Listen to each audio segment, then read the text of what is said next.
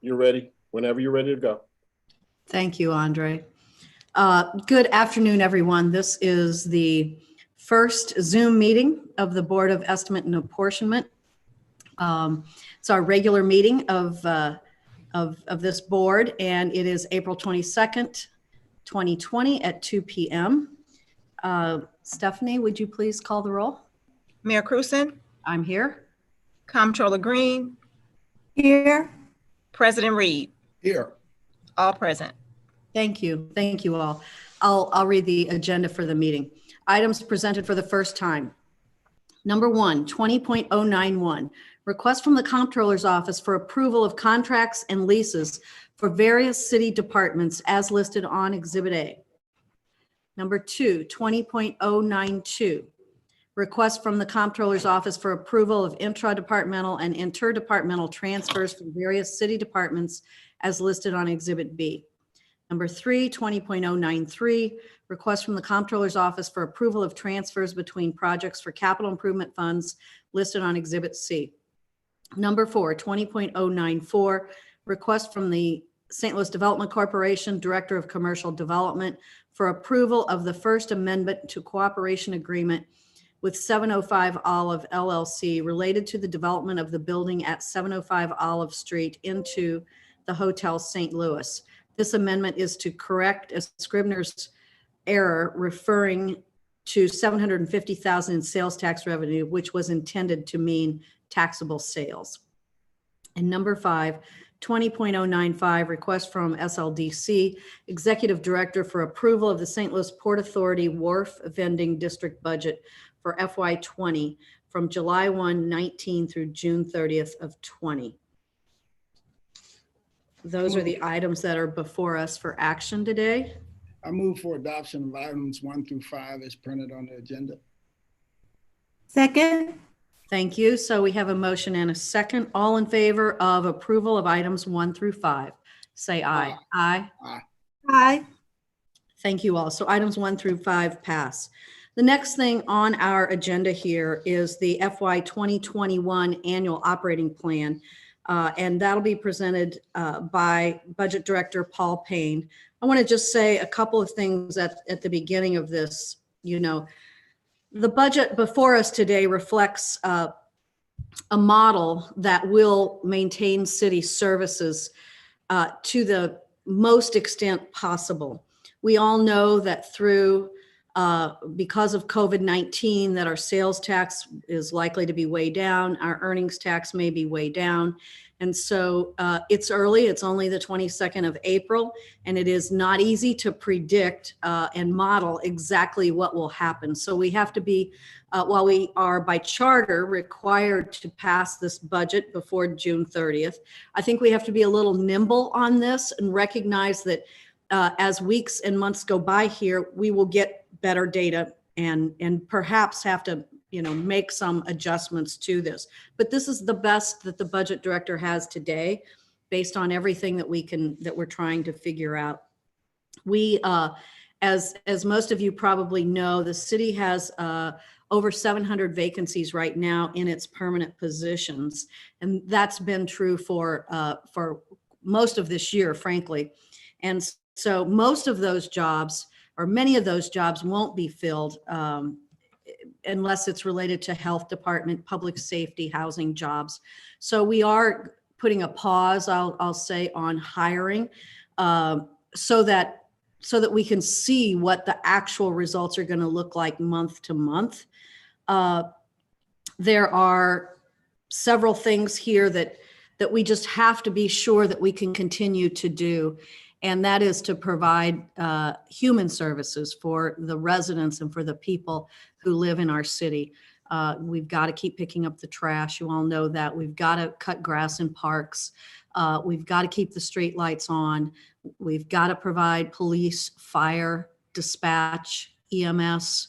All of those things are critically important day to day. In fact, you know, a whole lot of the things that the city does are essential services. So we're trying to keep that in mind and not have to cut anything that would too negatively impact the services that we need to provide to our residents and the services that we need to provide as a result of COVID-19. I just want to say thank you to the Comptroller's office for working with us over the last month or so to make sure that we're able to put some things in place that were very urgent and very necessary with regard to the COVID-19.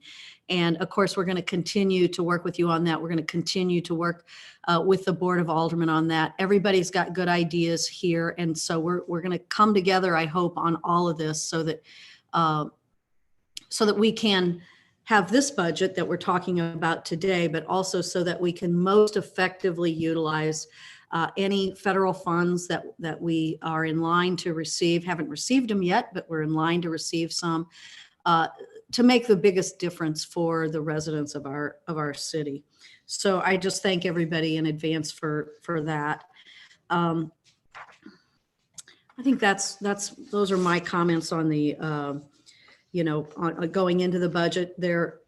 As we get more, we just really got this budget, and as we get more information, and I'm looking forward to Paul's presentation here, I'm going to personally keep in mind, and I know that everyone will, there might be some small dollar amounts here that are cut that might end up to be very important for some reason to residents. And we just got to work together to make sure that we are able to provide those services.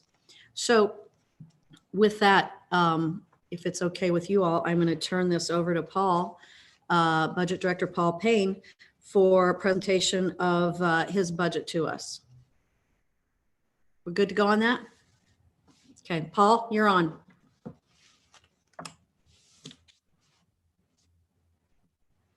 It's your mic, Paul. Okay. Thank you, Mayor, Madam President, Mr. President and Madam Comptroller. I'm going to share my screen here so I can pull up the my presentation.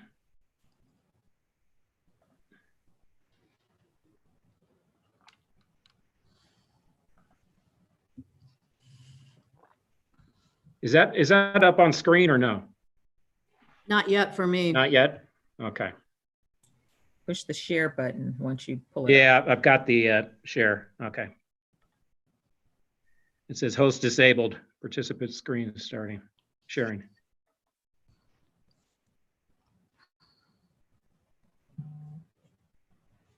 Are we able to share the screen?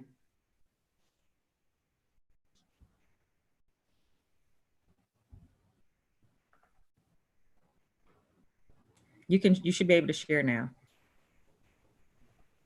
Okay, great. All right, starting on the next page.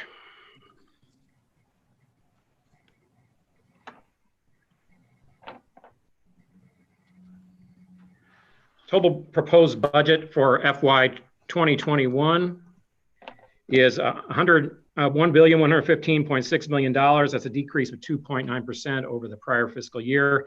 That number actually belies some of the significant reductions in some of the funds, and I'm going to go through some of the details. So it gets worse from here, believe me. The general fund at $495 million, down 4.7%. That's a 6.5% actual drop from our revised estimates from third quarter revenues. In the special fund, in the special revenue category, 182.4. While that only seems like it's down 1.5%, that also has got some additional skewing the numbers in there. We've got some one-time, first time special fund revenues, particularly related to like the Cure Violence Fund, which is $2.3 million, which was not in the prior year balance budget. We have $5.6 million on the City Justice Center Special Fund. That's for federal prisoner housing reimbursements. And for the first time, we have a $6.5 million budget in there for the participation of EMS in its GEMT program. It's the Ground Emergency Management Transfer Program that was not in last year's budget. So those are funds that were either increased or added this year that were not last year. And so that masks what otherwise would be declines in, for instance, the use tax, which is down by $5 million, and the gaming fund, which is also down by 3.8. And we'll discuss that a little bit more in detail on some of the revenues in the latter part of this presentation. Grant funds are down slightly, 3.6%.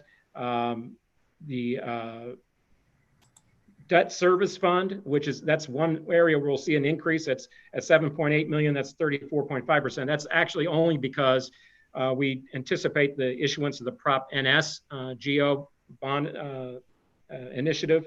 That is up to a $6 million issuance in the coming fiscal year as first installment of up to 40 million over the next 6 years. The capital improvement funds, you can see a dramatic decline. And at 28.5 million, that's down 21.7%. And you think about what the sources of capital revenues are, primarily it's the sales tax, which is going to be down, and we're projecting over 11% next year, as well as gaming funds, which are, as you know, the gaming facilities are closed. So those are going to be some significant declines in the capital improvements fund. Enterprise funds is another, it's only down, it looks like it's flat, but that's sort of misleading. The airport typically submits its budget with revenues higher than budget. So if you look at this year's budget, it had revenue estimates of $193 million with a budget of 174. So there was a $20 million difference between those two numbers. Next year's budget, they had, while the budgets are still around 174, that's where the revenues are estimating. So that's a decline of $20 million in the airport alone. Of course, our 5% of $20 million is $1 million. So that's also going to be a decline in general revenue, as we will see shortly. Internal service funds, that's slightly up 2.7%. Those are funds that departments pay each other. The biggest item in there is our employee benefits fund, and that reflects increases in health insurance premiums and such. Also in the chart, you see that the general fund remains just slightly under half of the budget at 44%. Now, before getting into the details of the FY21 budget, I did want to take a look at FY20. We are projecting a gap this fiscal year simply because the fourth quarter is going to be so drastically down in estimates. And so what this illustration shows you is the revenue estimates as they were actual FY19 at 529.6. That's what we actually got last year. Now, the original estimate for FY20 was 519.3. So we actually started at a lower base than what actually came in. If you remember, we had a strong fourth quarter last year, and so we exceeded estimates. And there was some other one-time monies in FY19 as well. Now, going up the third column at third quarter revenues at 529.4, that's where we were tracking through third quarter revenue estimates. So you can see that the earnings tax at 193 million, that was up 7.5%. So it was performing well.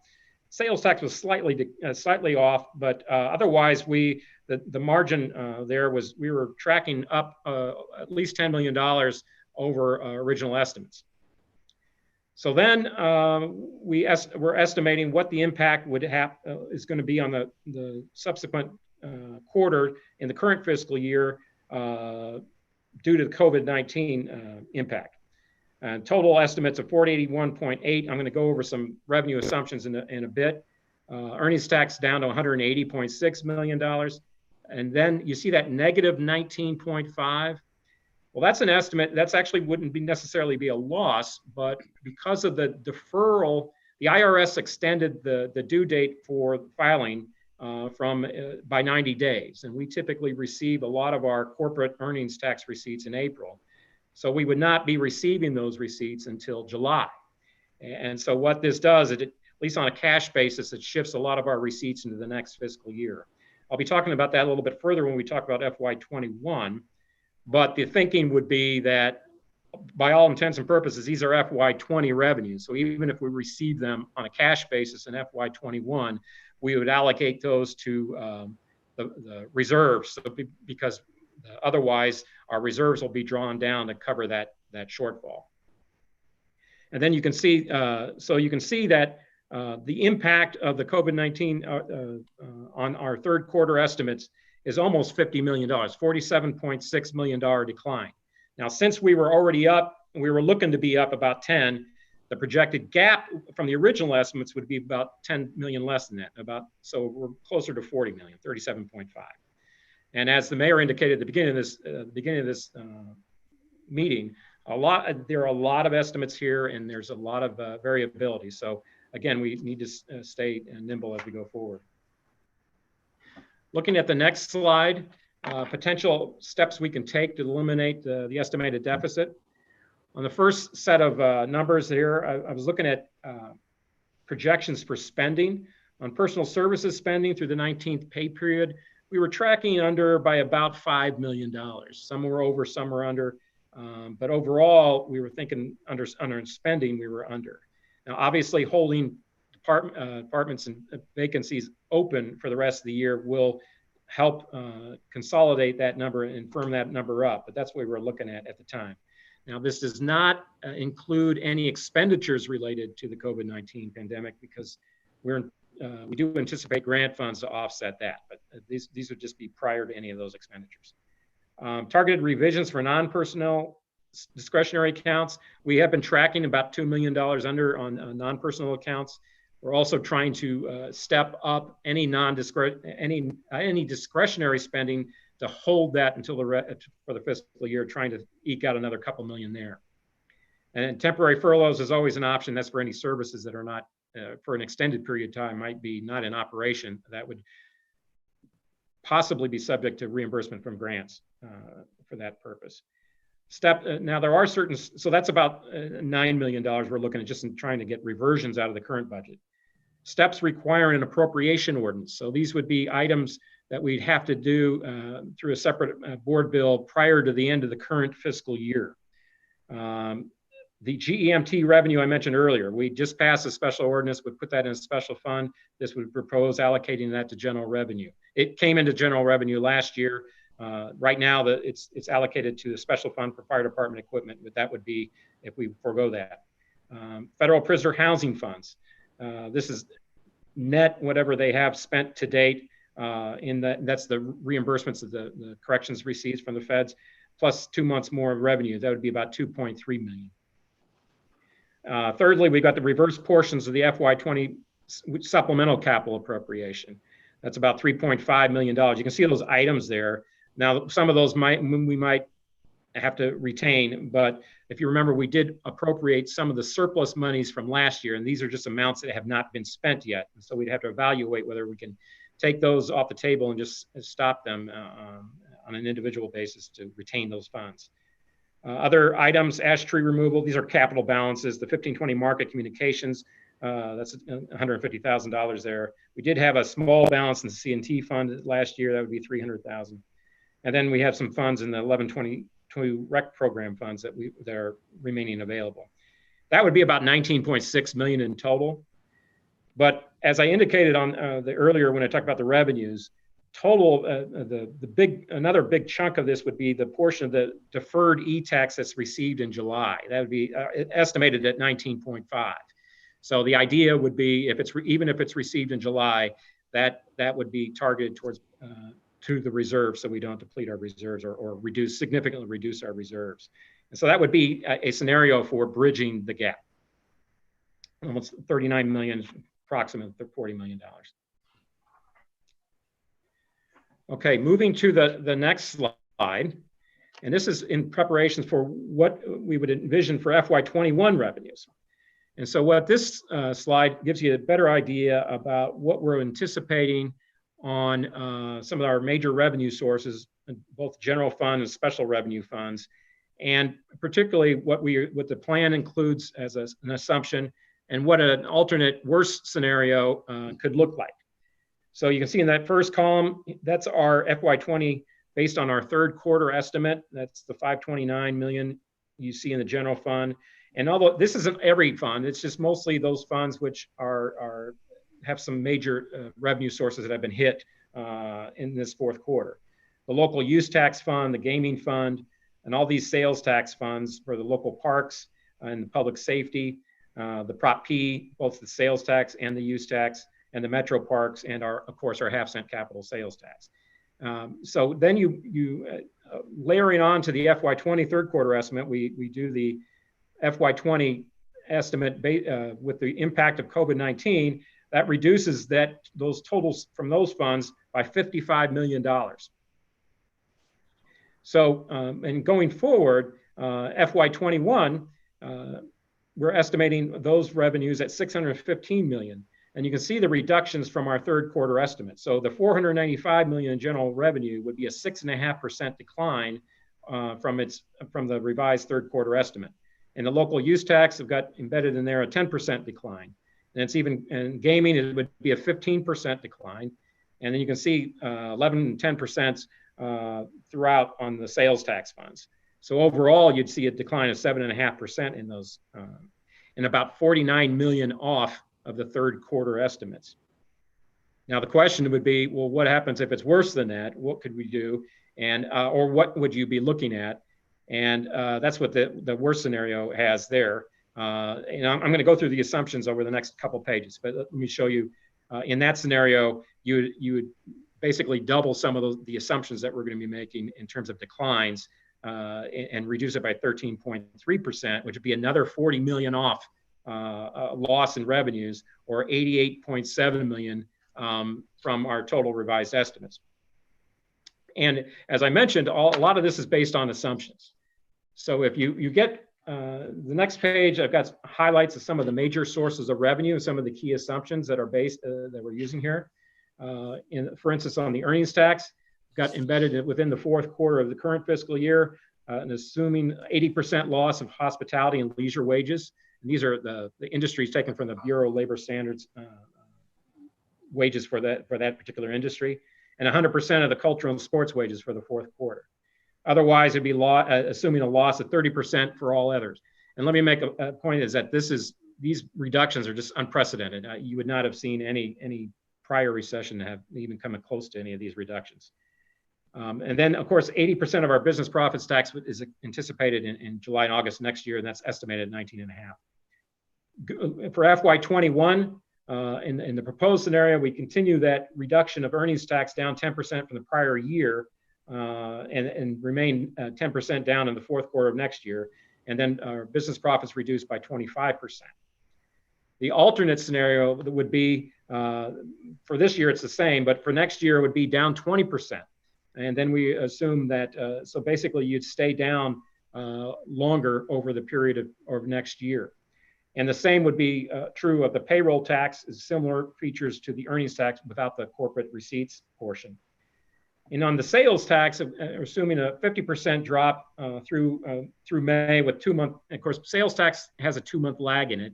So we actually haven't received most of our receipts from the decline have not yet shown up in our revenue reports. We'll get our first inkling of some of the decline in that first report we get in May, which will be March's receipts, and March is sort of a half month. Our fullest impact or fullest view of the impact on sales tax we won't get till June.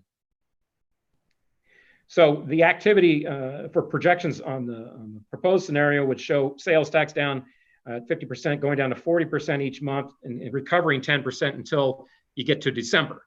In FY21, on the alternate scenario, it would be 45% down, and it's only recovering about a 5%. So it takes you longer to get to recovery, and you won't recover until February. So that's that scenario.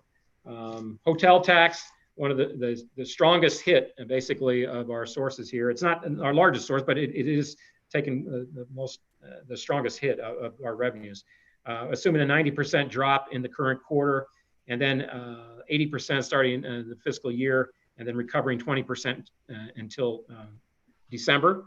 And then on the alternate scenario, that would be, again, recovery a slightly slower rate at 10%, and it takes until March. And restaurant, again, it would be 80% drop, and that also recovers at 20%. In that scenario, would it be, in the worst scenario, would be 10%. Local use tax, as I mentioned, is 7%. It's down this year 7%. And we're assuming it'll be down 10% next year. That's be 17% over the third quarter, the FY20 third quarter. But next year, as an alternate case, you could have it down by 20%. That would be through next year, and that would be a significant doubling the impact on what is proposed. And also, gaming has taken a major hit as well. No receipts in projected through mid-March through May, from mid-March through May, Activity down in June 80%, and then continued improvements through December. Although in FY21, in the alternate case, we would have it still remaining down 10% throughout the year. So those are pretty significant reductions, both in the proposed and the alternate. And I do call it the worst scenario, but I did not call it the worst scenario simply because you don't know what a particular bottom of this decline might be. So moving to the next slide, given the estimated impact of revenues on the receipts for FY21, this is a scenario we go through every year where we try to identify what can we anticipate as increases, and then what does our revenue look like to see what the size of the gap is that we need to make up. Last year was probably a more benign, and last couple of years were more benign than usual. And unfortunately, this year, we find ourselves back in significant gap territory. So if you take the beginning base revenue budget of 519.2, we were tracking $10.3 million higher than that.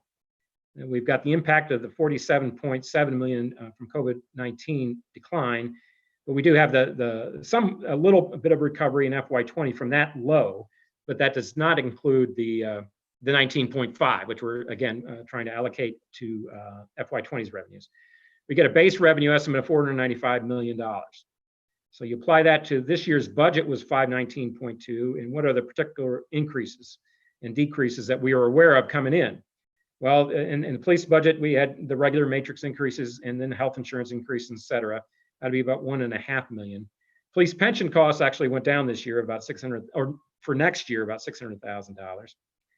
But one of the things we also have to budget for is the fact that revenue from the police budget is scattered across a number of these special funds. And as there are declines in special funds, particularly the use tax, the gaming tax, public safety sales tax, to the extent that they decline and end up generating deficits, well, then the only recourse is to increase the general fund subsidy. So that has an impact on our general fund budget. And that's about 4.9 million from those sources. Fire department is similar. Matrix health insurance increased about 400,000. Fire pension was increased 800,000. I'm going to talk about pensions in detail a bit later. And then they also share in one of this is the public safety sales tax from 2008, the earlier sales tax that was declined. So this is a 300,000 increase. We also had to budget for the impact of the minimum wage increase of the $15. That's 2.3 million. Non-uniform pay increases, which would be the FY20 and the FY21 proposed merit increases. This was in anticipation, given that the pay plan had proposed a 3% merit, and I'll talk about that a little bit later, but we were not budgeting for that. But in just sizing up what our problem was, that assumed that at the time. Both the health insurance increase and pension increases of $5.4 million. Now, we did have one of our least debt obligation amounts. The Justice Center has finally paid off, so that went away. That was $1.5 million this year. Department of Personnel has a couple of increases. They've got fire police promotional testing, although they did have a salary survey that was a one-time cost in this year. Board of Elections, as you know, this coming fiscal year, we've got 4 scheduled elections included in presidential elections, so that's a $1.2 million increase. And then we got some increases in equipment service related to our fleet repair costs. So those additions bring you to about a $534.6 million budget. So it's just about a $40 million gap we need to address. So moving to the next page, it sort of highlights what steps we've taken to address it. We basically have about just shy of $10 million in budget cuts. The largest cuts you're going to see here are in the Department of Corrections, where you're going to see the MSI budget reduced significantly. And again, as I mentioned, we have no additional funds for any merit pay increases. And it's a net reduction of 88 positions. We're also reallocating a significant amount from other special funds, including on the half-cent capital fund. That would be no allocation for the ward cap in this scenario, or the recreation capital fund in this scenario.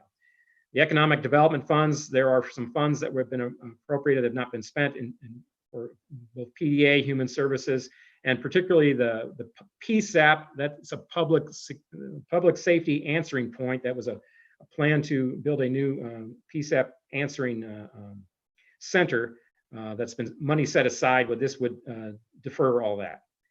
Special funds, we have the EMS GMT program that I mentioned earlier, as far and similar to the corrections fund as well, which is the reimbursement from the feds.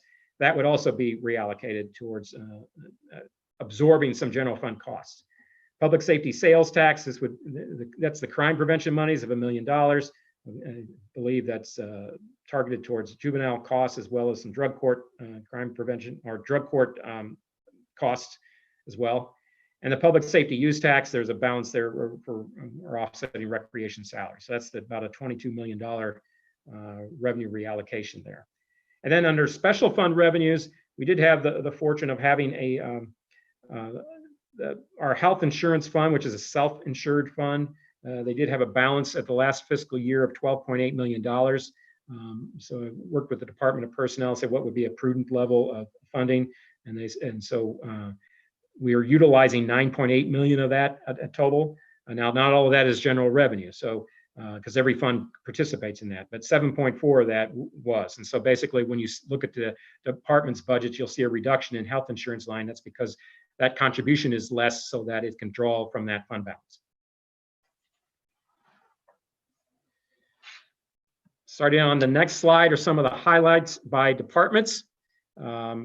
We have, starting with general government and finance, department, it's a department, and we see a net decrease of about $500,000. They did have a significant increase last year related to an upgrade initiative.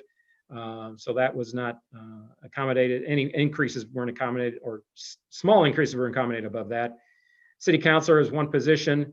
Comptroller, that increase there is related mostly communication services, cost of AT&T and such.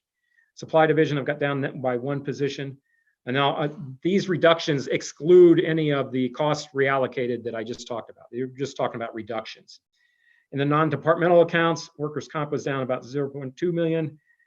We do have the third year of the state audit. That was going to be our final year. I'm told that that's expanding in terms of or it's delaying in terms of when it will be finished. We do anticipate probably that's going to extend into FY22. So I've got the contribution reduced by half at $300,000. The assessor subsidy, that had a fund in it, a fund balance there, so we reduced that one by 100,000. Trans interest about 50K. And again, the big that's about 700,000 overall reduction, not including those reallocated funds for debt service.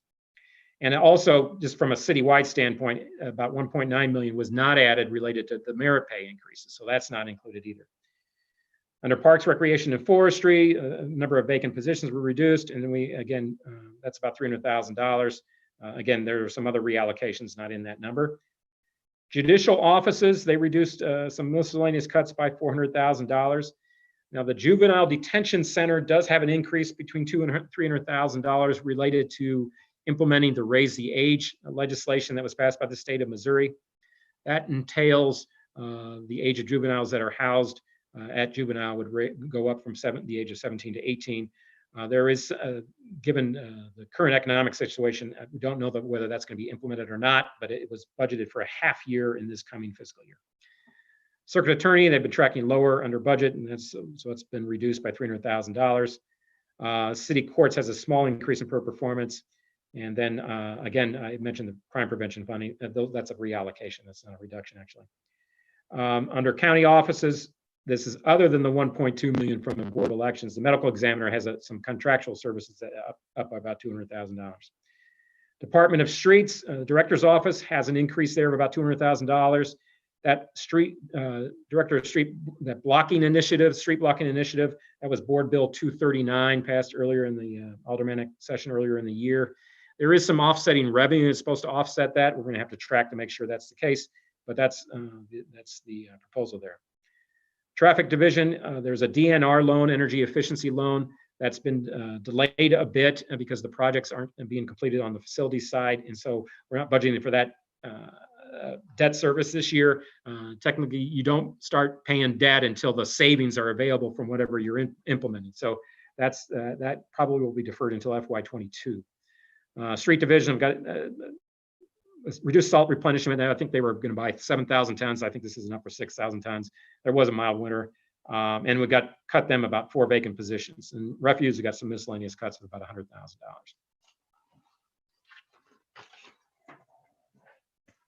Some of the bigger changes in public safety.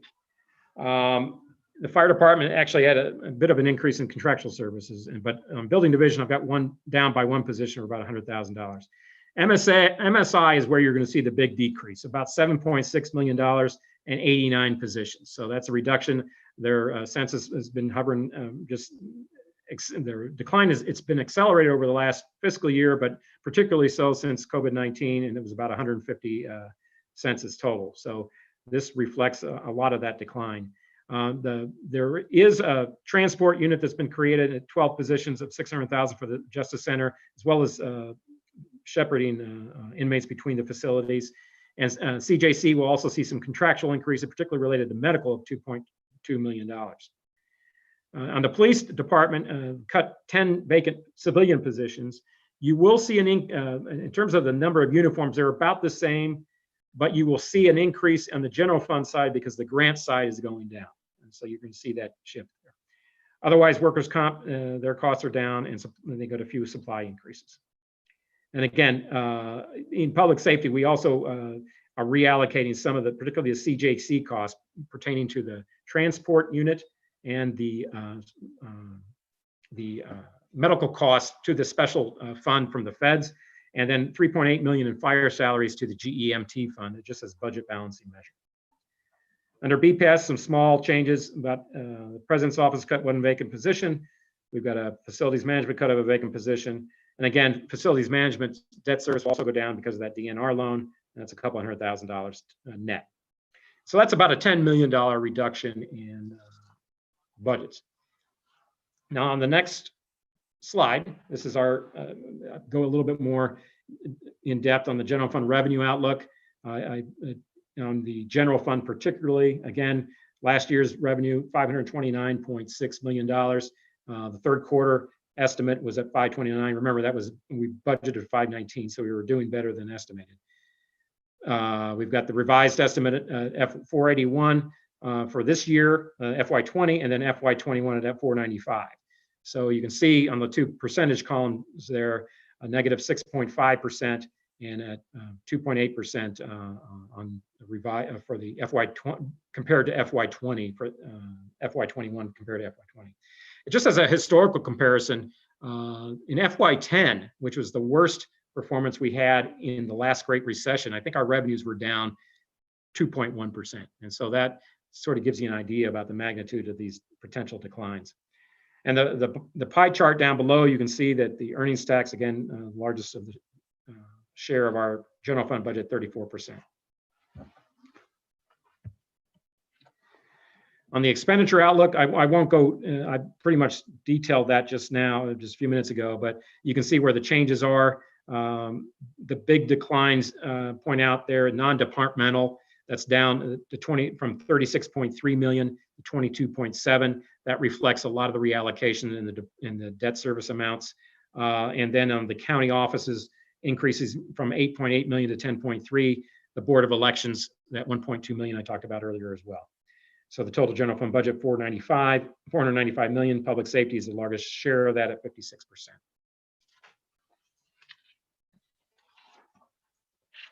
These next series of slides addresses some of the special funds, starting with the local use tax.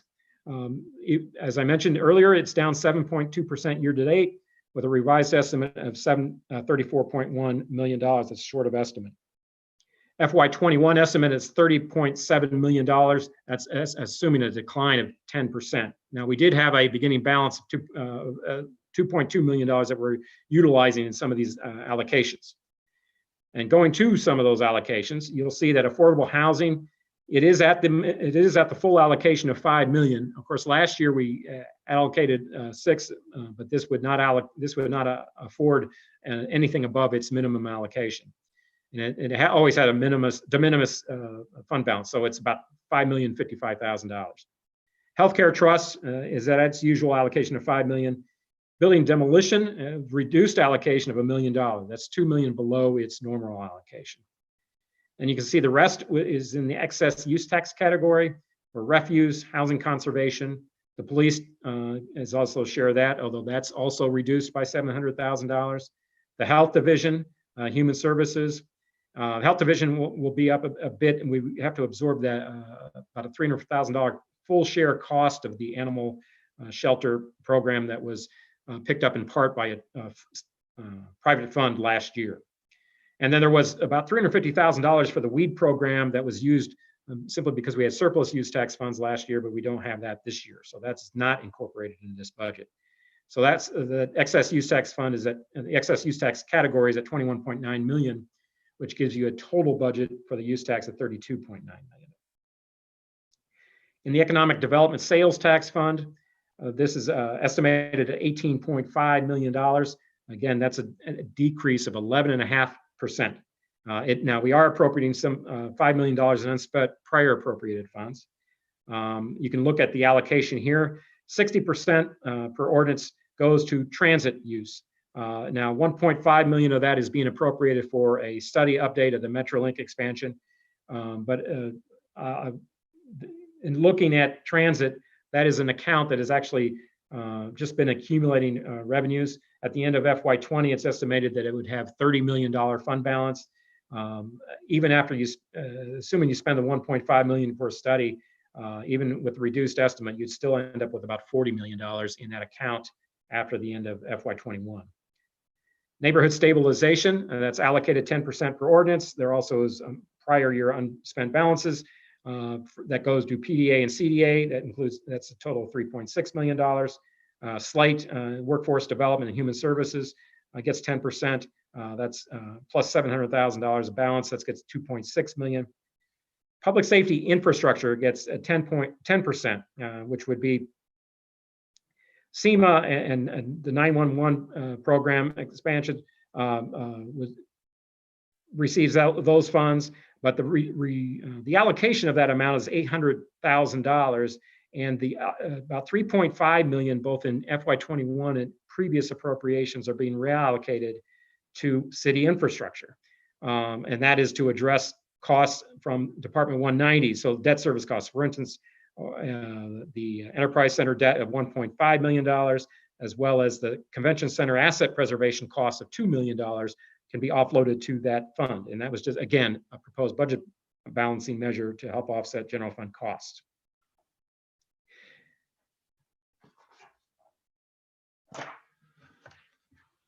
Okay, and the next slide, Prop P. The half-cent sales tax and the Prop P funds, both half-cent sales tax. It's got two components to it. The sales tax fund estimated at $18.5 million. Again, that's 11.5% decrease. And then the use tax component of it, it's estimated at $3.6 million, which is a 10% decrease. Total for that fund is $22 million. The police department, by ordinance, is allocated 66% of that. That's estimated at $12.6 million. And you can remember from last year, we had excess funds in that account. So we also allocated funds for equipment purchases. Well, there are no excess funds this year. So it's strictly the pay and benefits and pension, the costs associated with the previous pay increase. Same thing with fire department at 5.2 million.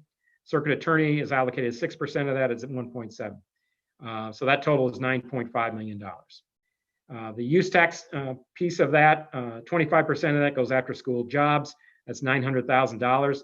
The components of that are $225,000 for youth jobs, which is actually $100,000 less than the prior year, simply because that's less revenue for that 25%. And the youth cadets for the police department is $700,000. Circuit attorney also gets 7.7% of that, which is $300,000. Rec programs are allocated 25% of that. They also had a balance which they're appropriating there.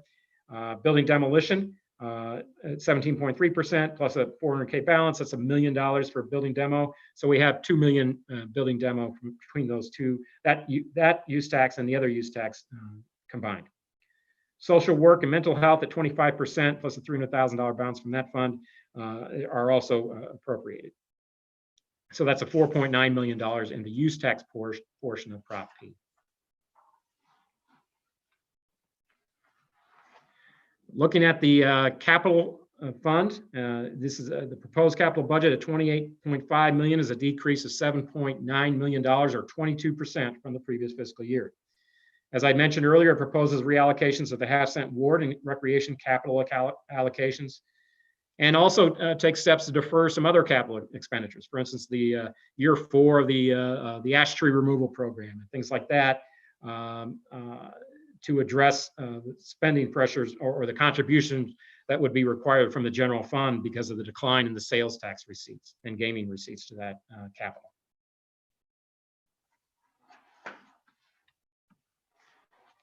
In terms of personnel changes by departments, all funds, you can see that the total drop is about 93 positions, mostly in the general fund, 4,958 positions, a decline of 89. Most of those decline you'll see in the Department of Corrections. The police department is actually up a little bit, about 11 positions net, that reduction in grants. And then we've got juvenile up by 6 simply because of that raise the age legislation. But other departments have scattered reductions, parks, streets, general government, and such. That special fund increase of that 19 to 511 positions, most of that is the transport unit from the Justice Center that was moved to that fund. Grant funds are down 21 positions. Again, a lot of that is in the police department where you see some grant funds decline. And then enterprise funds are down by net 2.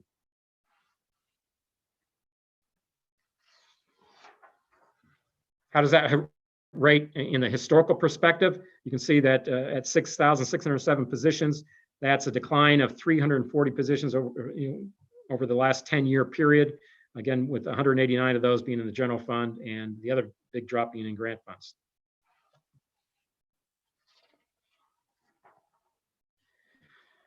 These next 2 slides talk about pension costs. Our pension costs next year are expected to rise by $1.9 million to a total cost of $83.1 million. Those are both pension contributions to each of our city's 4 systems, as well as payment on the outstanding pension obligation bond debt. The ERS system costs $30.3 million. That's a $1.6 million increase. FRS, FRP, those are the 2 systems, the frozen fire retirement system and the fire retirement plan, which was instituted in 2013. That is up by $900,000 to a total of $14.7 million. And the police retirement system at $38.1 million actually went down by $600,000. The next slide actually goes into some details on that. The funded ratios overall were close to 80%, although unfunded liabilities at 452.4 million. Now you would think 80% would be, that's not bad, but given where we were in the economic cycle, the longest expansion in US history, you would think you'd be a little higher than that. At the end of last recession, we were all over 100%. The other numbers I wanted to point out to you are that if you compare the funded ratios, the actuarial basis with the market basis, for instance, our employee retirement system, it's 81.8 compared to 78.6. That tells you that the market basis is actually a little lower because on the actuarial basis, we smooth over time. So under 3 of the 4 systems, we use a 5-year smoothing, and the old frozen fire retirement uses 3-year smoothing. So what that tells you is that there are still some losses that are yet to work their way into the amount that's going to be required. So even before the impact of COVID-19, we were still looking at some upward pressure going into, the rates are set for FY21 based on the plan year that ended last September. So this coming September, they'll take a valuation based on where the markets are and then give us next January what our contribution for FY22 will be. So even before the impact of COVID-19, there was a difference between the market and the actuarial basis. So we do expect, given how the market's been behaving in the last quarter, that we would expect to see additional losses that will, fortunately it's smooth, but it will show up in FY22 contributions. The next slide presents what our unreserved general fund balance. And I should point out that how important this was. We've come a long way in the last couple of years, particularly in terms of improving our fund balance. We'd always targeted at least a minimum of 5%, and it took us for a long time to get above that amount. And we were approaching 10%. We had a contribution from the parking fund, as well as we started budgeting a percent and a half of salary, and we also had a surplus last year. All those things contributed to our fund balance, and that ended in FY20. We had a $42.8 million cash basis balance. Now, if you look at that bar on FY21, I've got actually two numbers. And that's just to indicate that if we are that the 19.5 million would not be received this year, and if we are successful in bridging this year's gap, we'd end up with about 26.7. But that's before giving back the 19.5 that we anticipate to receive in July or so of FY21. So that's variable. And I should also point out this does not include the $5 million that's been identified in the parking meter fund to contribute to that as well. So it's going to this kind of thing of improving the fund balances just underscores the importance of it when we're in a scenario as today where not only we have known losses, but we have a lot of uncertainty looking ahead.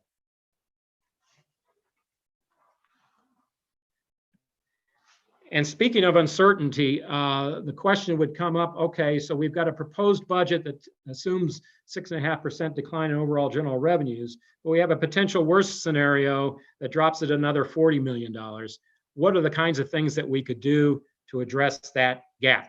And so these are some of the contingency options identified. As the mayor indicated, there will be others, I'm sure, and everyone will have some opinions on those.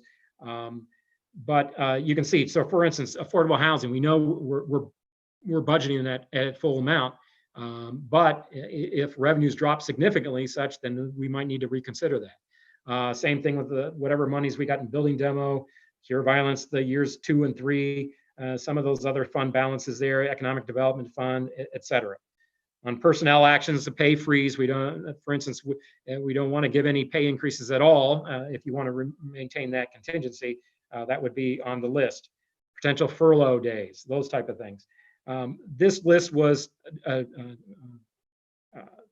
constructed to address that worst case scenario in the event that that occurs. And we actually might have to adopt some of these items before this budget is completed by July.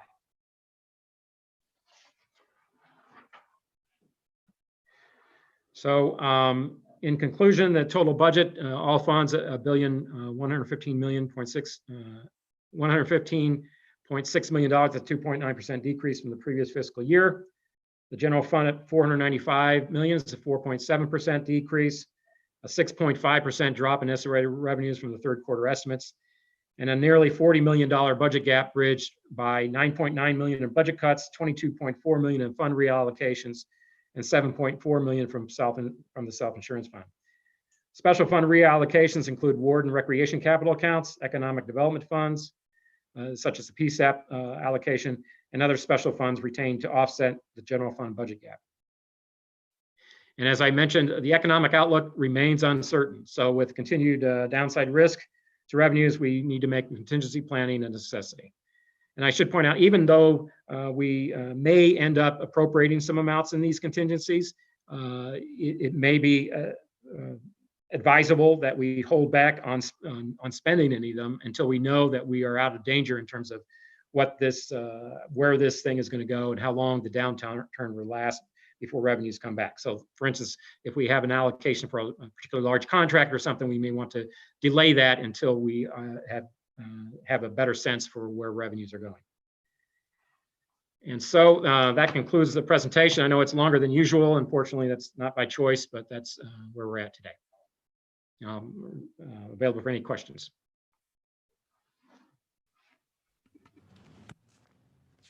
So, Paul, a few questions here.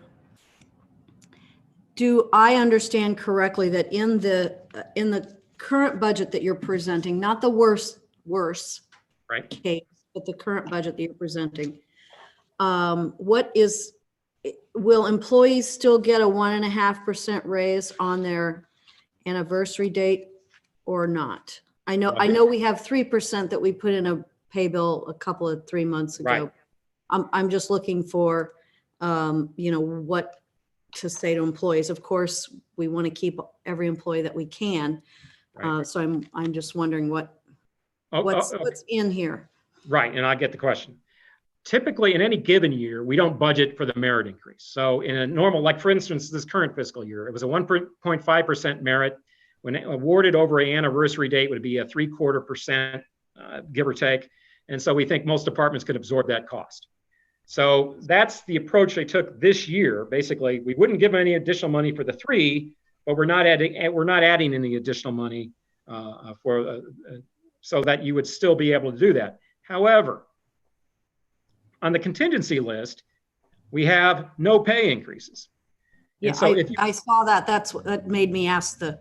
Well, and the reason why they're tied together is you can't hold that off as a contingency and still go forward with pay increases, because that would be hard to pull back once you initiate it. So the thinking would be that you wouldn't do pay increases and you hold until you know where potential revenues would go going forward. So your recommendation is to, I'll use the word pause. Yes. On any increases until we know more. Yes. Okay. I don't know if I'm not agreeing with that. I just want to make sure that I understand what's in these numbers. Okay. Yeah, that would be the recommendation. Right. Okay. Our police department is still at budgeted at 1,340 officers. Yeah, you'll see the distribution. I know some of it's between grants and something Right. else. I just want to know the total number. Same number? Yeah, right. Okay. And in this current budget, you're still budgeting to 3.4 million or 3 point something to be added to the fund balance? Yes. Okay. And just one thing that isn't in this budget, and I understand why it's not in here, but that is the convention center, because convention business is done. I mean, done for right now. There are no conventions right now. There are almost no hotel rooms being booked. We the city owns the convention center. Maybe it's the Municipal Finance Corporation, to be precise, owns the convention center property, and we pay we contract with the CVC to operate it. And I know that they are quite concerned about how they are going to have any operation or marketing. And I know they feel like they have to have some marketing, because we will come out of this at some point. There is another side to this, and so you have to try to continue to book things. So I just throw that out there, not as something that has to be solved today, but something that we all should keep in mind. And then maybe the last comment that I have here is at the state level, the Wayfair, it's called the Wayfair decision. Wayfair means that for people who order online, which many people are ordering a lot more stuff online now, that they would have to pay the sales tax even if they ordered online. I think that's going to be more important than ever, just to say that we are trying to work with our state lobbyists as well as the governor's office and other key legislators to hope that they will pass that Wayfair bill, either when they go back into session next week or shortly in a special session or something like that. That would make some difference. And it would also, it would certainly help to level the playing field between the online retailers and the brick and mortar retailers who have a lot have been closed down as a result of the stay-at-home order. So I just say that as just a comment about some things that need to happen if possible. So, and I do want to say, Paul, thank you very much. This is an excellent presentation. This is probably the hardest year you've had since you've been the budget director. You're smiling. I concur with that. Yes. You're smiling. So the hardest year you've had. And I think, it'll be the hardest year that a lot of us have had with regard to revenue. And we're trying to figure out how some of this federal revenue, while we know it doesn't replace tax revenue, they've been very clear about that. We are hoping that some of these costs will be reimbursable, and that's not really in this budget per se. So with that, those are the questions or comments that I've got. I'll turn it over to my colleagues. Paul, first I want to thank you for putting together such a great budget. You know, this is one of the most difficult budgets I can imagine you've ever had to deal with. It makes that one budget that you had to, well, multiple budgets that you had to deal with during the market downturn seem like, you know, seem easy compared to what you're dealing with now. So thank you for that, and thank you for a great presentation to you and all of your staff. You guys always do such a tremendous job for us. You know, one of the things I'd like to make sure that we keep intact during this process is all of our Prop S funds, our youth crime prevention funds. I think that those funds are just vitally important. I think that the funds that we have in place for ceasefire are violent. I mean, just absolutely vitally important. When you think about the fact that we're still seeing a rash of murders even during this coronavirus outbreak, right? So you know, both of them are health crises, and we need to treat them both as crises. So you know, do your best to not recommend cutting any of those funds, and I'm looking forward to getting this budget moved over to the board so that we can have them dive into it and weigh in also. Thank you. Madam Comptroller, any? Yes, I have comments. I'm muted. First of all, Paul, thank you for your presentation. It was certainly not an easy task. You had to make some very hard choices. One of them, I see you made a very significant reduction for MIS. I want to thank you for that. That reduction needed to be done in light of the significant reduction in the numbers there and the operation. I also want to speak to other areas of public safety, and in particular, I believe the president mentioned the $1 million of Prop P dollars for crime prevention programming that has been in effect, as you know, for a number of years. And many of our youth have, I would imagine, those youth and those programs have come to depend on those kinds of programming in order to participate in crime prevention in our communities. I do know that there are some other monies that remain in the budget, and you mentioned cure violence.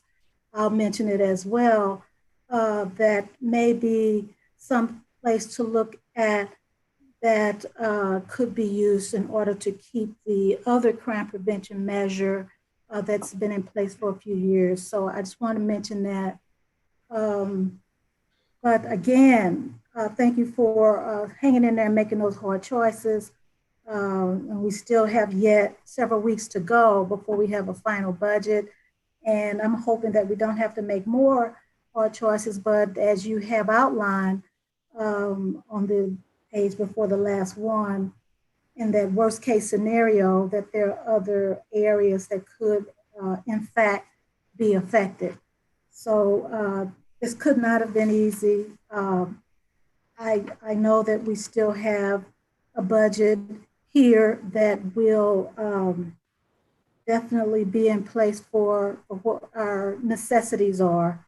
However, we will, like many other cities, suffer in those areas where we can't fund.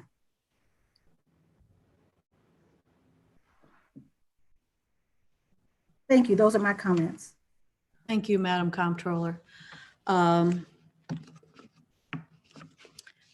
any other comments or? No, we do have a public hearing on Friday that's coming up, so that'll be for giving the public the option to comment on the presentations and such. But other than that, we've got a week to look at any particular amendments that we'd want to propose, that you 3 members would like to propose to get forward, so that we can have a proposal to go to the Board of Aldermen by the 30th. Thank you, Paul. Hey, Paul, is this presentation and the documents, are they posted online already? They will be posted as soon as this meeting is completed. As soon as we're finished here? Okay. Yes. Thank you.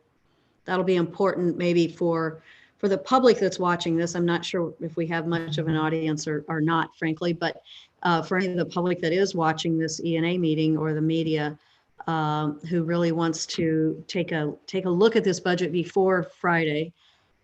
It's Friday, right? Friday morning, 10 o'clock, is that the time? No. What time is the public hearing on Friday? Look it up on my schedule. 10 a.m. 10 a.m. Okay, thank you. I thought so, but I didn't want to lead anybody astray here. So, this information will be online so that, Yes. you can take a look at it between now and Friday at 10 a.m. When you'll have, of course, the opportunity to comment. The only caution I would say is just to be sure that for folks that are looking at this page 22 here, which is the list of the more draconian cuts, those are ideas for what could happen if things get worse than what is already in this very sobering budget. So, they're not in the budget now. So for anybody who might be looking at the Affordable Housing Trust Fund, for example, I know, that's a big one. There is $5 million in Paul's current budget for the Affordable Housing Trust Fund. I wish it were more, but it's not. So we know that housing is going to continue to be a big issue as so many people have lost their jobs. So many people are really being economically hurt very drastically. So at any rate, thank you for that. So if there is no further business, is there any other new business? No, if there isn't, Move to adjourn this session of Board of ENA. Second. okay, there's all in favor? Aye. Aye. Aye. Thank you all. Appreciate it. Thank you.